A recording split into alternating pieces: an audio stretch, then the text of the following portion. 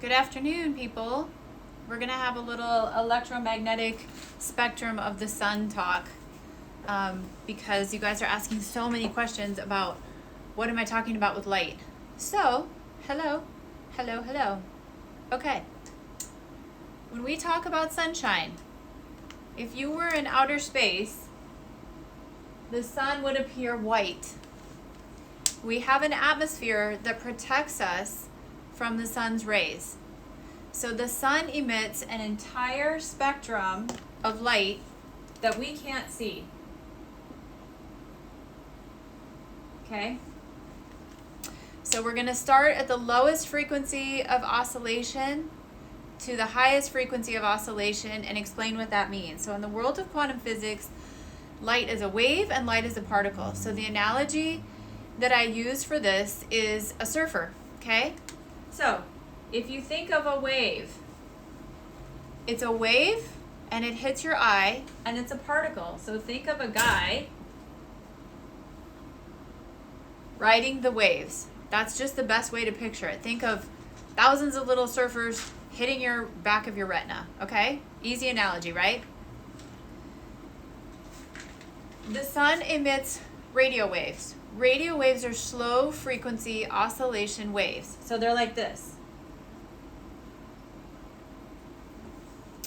You can think of them like the size of a football field, or the frequency of oscillation is like that of a football field. So I always say when you listen to KISS FM, when you're listening to John Jay and Rich, if you're in Phoenix, they're using radio waves that are connecting to an antenna on your radio to transmit it to a frequency that you can hear.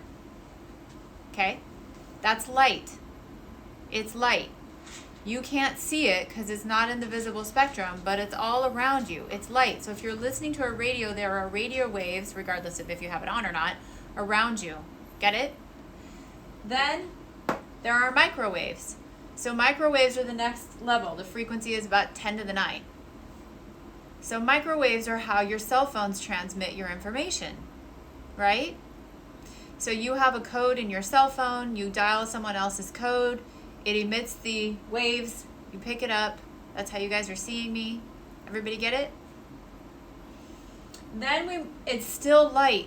You can't see it, but it's still light. That's why when the cell phone companies make their advertisements and they show people walking down the street with their cell phone and all those waves coming off of them. I think T-Mobile has one, Verizon might have one. It's still light. You just can't see it, but it's light. Okay? Then we get into the visible spectrum. What is the visible spectrum? It starts at red light, which is about 750 nanometers, and it goes through, I didn't have an orange, but it goes through orange, yellow, green. What's the frequency of oscillation of, or the wavelength of blue light? Green cuts off at 550 nanometers. So when you guys are buying blue blocking glasses, you are blocking everything that's higher frequency of oscillation to your eye than 500. If you're buying quality ones, you're blocking higher than 550 nanometer wavelength light. Why? Because when your eye looks at light in this range, it thinks it's the middle of the day. And you will never make melatonin. Never. You won't make melatonin, which means you won't go to sleep, which means you cannot settle down, which means you won't get into autophagy, which means you won't get into REM and delta wave sleep, which means you won't clean your brain and yada, yada, yada, down all the consciousness stuff that I talk about. Literally disconnecting you from your light or your source. Okay. Then we get into blue and purple. This is what you guys are trying to block at night. But this is 0.0035% of all of the light. So this whole portion that's blown up in terms of the whole spectrum of light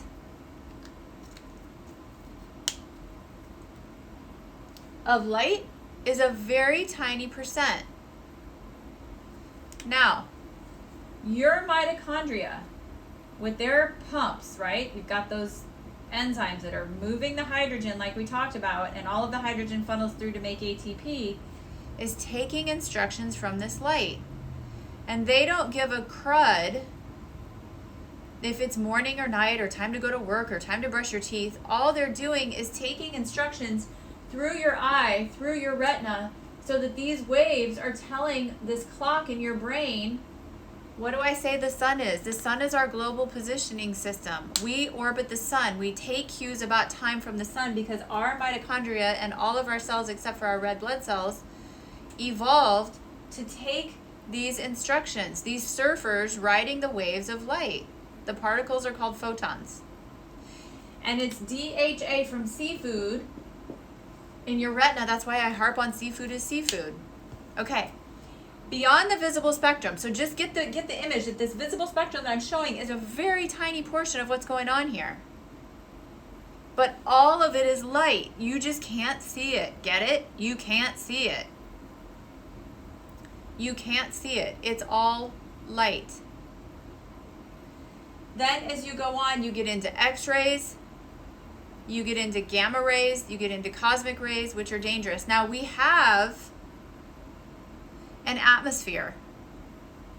I'm calling it light. You have to understand I'm calling it light. The electromagnetic field is light.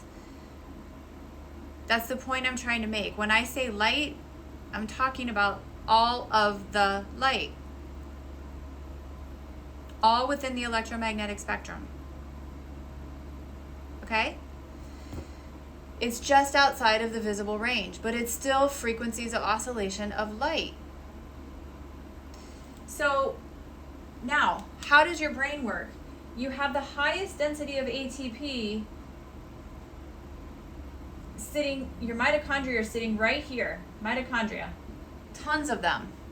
In your whole body, they're around where your synaptic fire happens, where you secrete dopamine, serotonin, GABA. So you send electrical impulses down a nerve that's coated by myelin. And where do you make myelin from? Cholesterol and eggs, basically, choline. Once the mitochondria are activated, they're the most metabolically active part of your brain that uses 7 kilograms of ATP in a glycolysis state, right? And if you flip to ketosis, then you go up fourfold.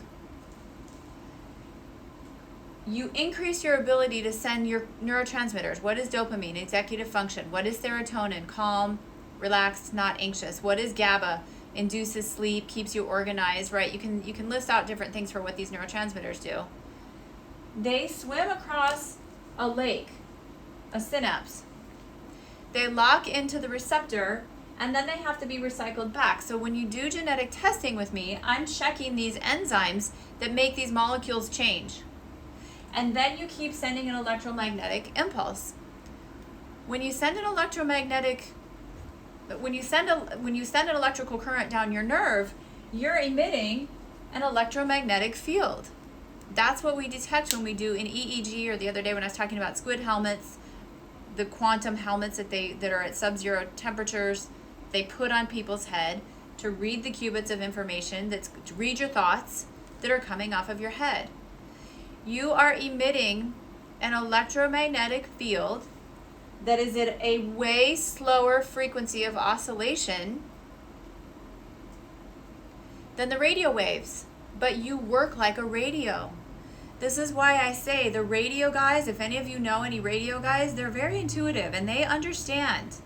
I have friends in radio. They get that we are emitting too. Okay? So we're using the visible spectrum of the sunlight to tell our clock and our brain how to pulse out information to our mitochondria so that our mitochondria can orient themselves to what waves are coming through, because that is instruction or code to tell your DNA when to do what to do. But the whole freaking thing is light. Now, if the sun has an electromagnetic spectrum, your neurons are emitting and receiving an electromagnetic field. You are a receiver and an emitter of light. We know this. We have scientific equipment in medicine to pick it up. Right? So why did Robert Monroe figure out that when he was having out-of-body experiences, How did he figured out that he was emitting light frequency? So what they talk about is the frequency of oscillation that you are emitting can be felt around the world. And how does it get trapped in? It gets trapped in, now we're going a little further, by the ionosphere. So there's an ionosphere, it's a part of our atmosphere. I call it cotton candy if you don't want to get too detailed. But the radio waves are trapped in. So in the right state, if you bring enough mitochondria into your brain, and then you flip the switch from glucose to fat burning, you increase your ATP fourfold, 36 molecules to 120 plus molecules of ATP, to do what? To emit and receive light and convert it into neurotransmitters, dopamine, serotonin, GABA, histamine's a neurotransmitter, glutathione's a neurotransmitter, there's lots of them. Glutamate is the one we talk about that makes you all nervous and anxious. To swim across and recycle. So when you do genetics with me, it's light, mitochondria, DNA. So the neurotransmitter DNA is just one portion, but if I can see where your neurotransmitter DNA is not coded correctly, where you have weaknesses, for example, in the COMT gene, I know that you have trouble with dopamine turnover. You better eat more choline. You better eat more inositol. You better eat more seafood, right? It's light mitochondria DNA. So the we grew up, evolved out of the ocean with our mitochondria using instructions from all of the sun's light, which is 0.0035% of what's out there. Does that make sense? Everybody getting it? Light mitochondria DNA. You have to get your light right. I can't fix you if you won't go to bed on time. I can't fix you if you won't start with the sunrise. Why? Because the sunrise says put your melatonin away and get your fatty acids out of bed. You have to get all of the light as much as you can. You are in a bidirectional, symbiotic love affair with the sun, right? Then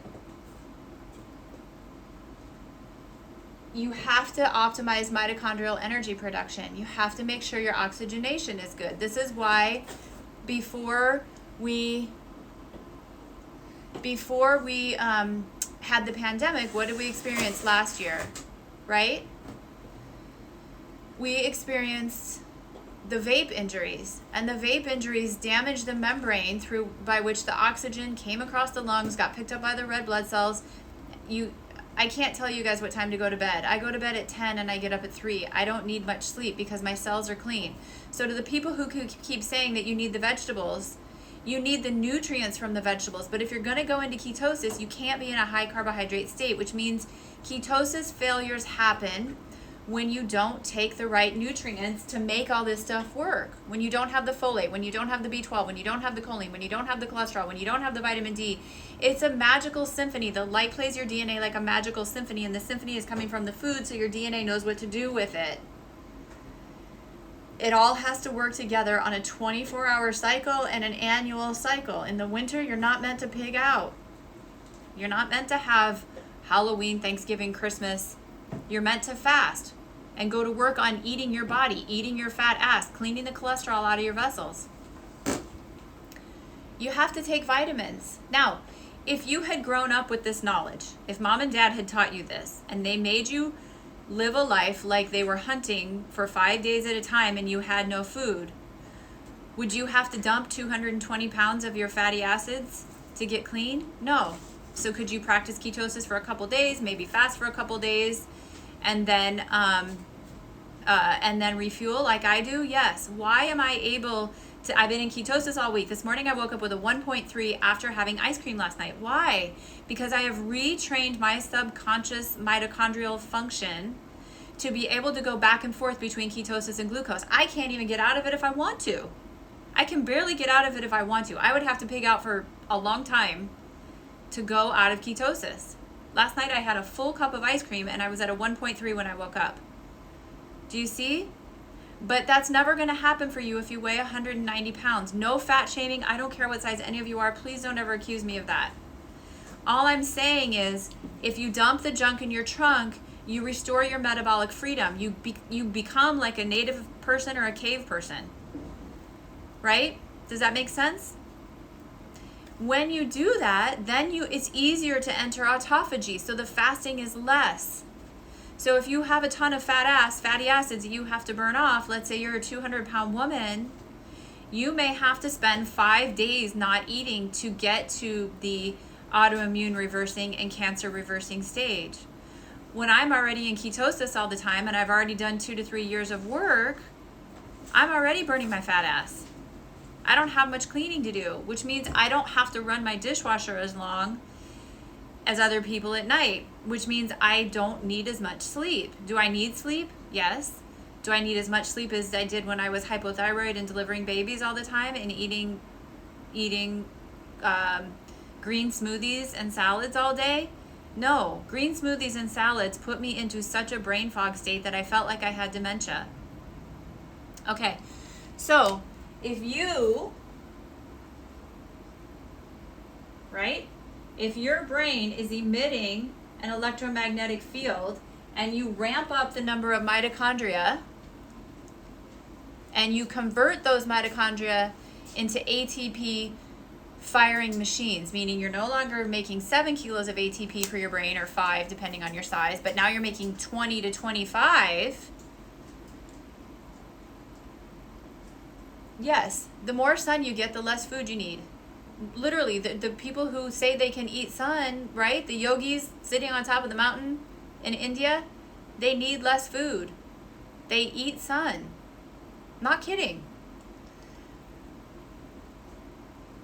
If you're naturally thin and you have a high metabolism, but you're still consuming toxins or heavy metals, your storage unit then is your fat in your brain. So you still have to clean yourself. You just don't have to do it with calorie restriction if you don't want to lose weight. But if you're thin, I always suggest get a DEXA scan with body composition to truly see how much fat you are, because you can be a woman who's a size 2 and still be mostly fat. And what's stored in the fat? Fat-soluble toxins, right? Persistent organic pollutants, toxins, pesticides is stored in your fat. But if you're skinny, where does it go if you're skinny? It goes to your neurons, right? Neurodegenerative disease.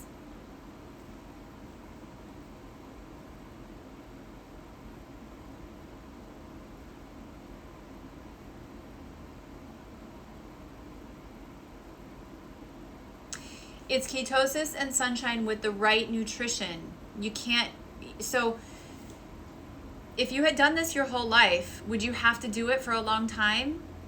No. Ramadan would be enough. A month of fasting would be enough once a year.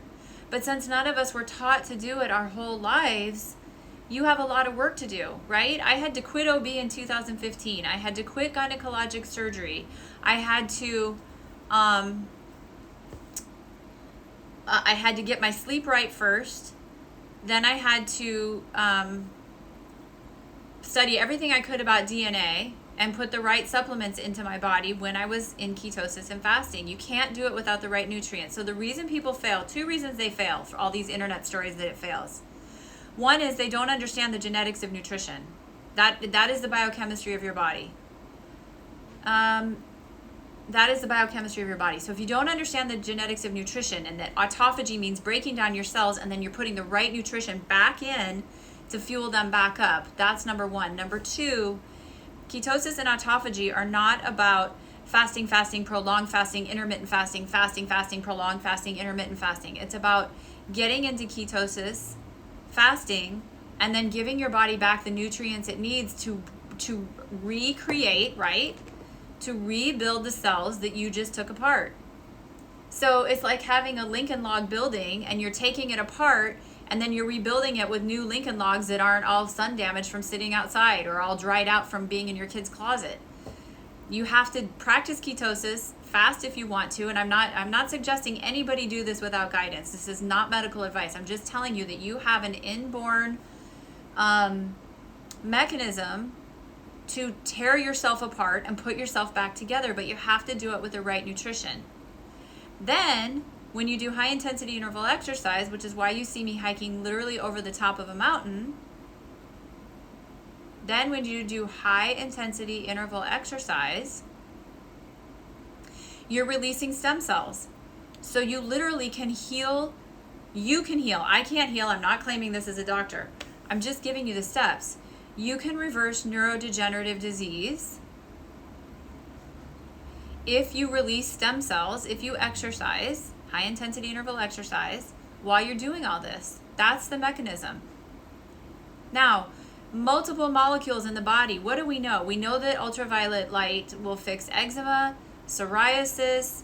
We know that your B12 is a red light chromophore. We know that aromatic amines, all the aromatic amines in our body get excited by light. We know that histidine, which makes histamine, gets excited by light to regulate your immune function. So when I say histamine intolerance is a sunlight deficiency vitamin D, or a vitamin D deficiency disease, it's because you didn't get the light. It's because you didn't get the light. Do you understand? It's a light deficiency. And then what do you have to do? You have to increase your ATP production. How do you do that? By intermittently practicing ketosis. What triggers autophagy? Prolonged fasting, right? If you can't get into autophagy, what happens? You become insulin resistant, your leptin goes up, you develop a lot of fatty acids, fat ass, right? You have complete dysregulation. I don't think you could show me a person with POTS, mast cell, or histamine intolerance that doesn't have a low solar vitamin D. If you have a high solar vitamin D and you periodically practice ketosis or fasting, you will not have a histamine intolerance mast cell, right? You won't have it. It's a 3-to-1 or 4-to-1 fat to protein ratio for ketosis. And then it just depends on how many calories. But really, first you guys have to know how much fat is in your fat ass, right? I'm a size 4. I'm 5'7". I'm probably still too fat because I haven't spent a lot of time in the past couple of months working on muscle because I've spent all the time here. My legs are strong, but my arms aren't as strong as they should be.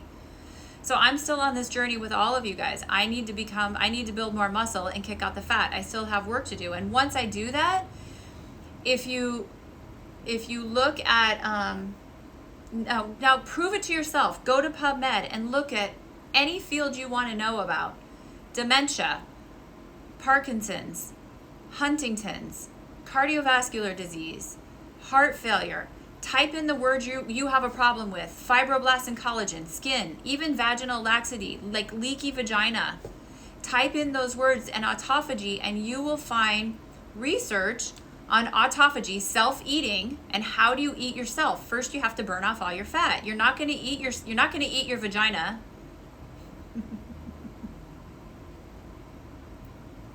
You're not going to eat your lax vagina skin until you've burned off all your fat, right?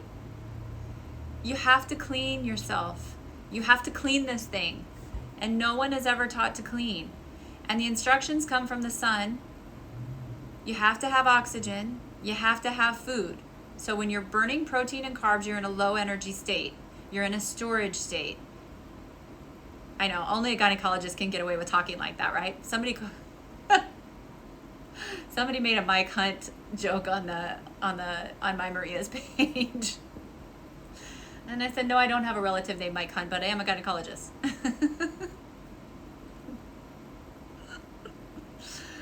Okay. So, no one tells you to clean. Your religions tell you to clean your body. The Bible tells you to clean your body, right? The Quran and the Torah tell you to clean your body, but nobody listens anymore. If we just went back a couple thousand years, we would have it all figured out. Okay, I'm going to go out so we can save this, and then I'll come back and talk about the body as an electromagnetic receiver.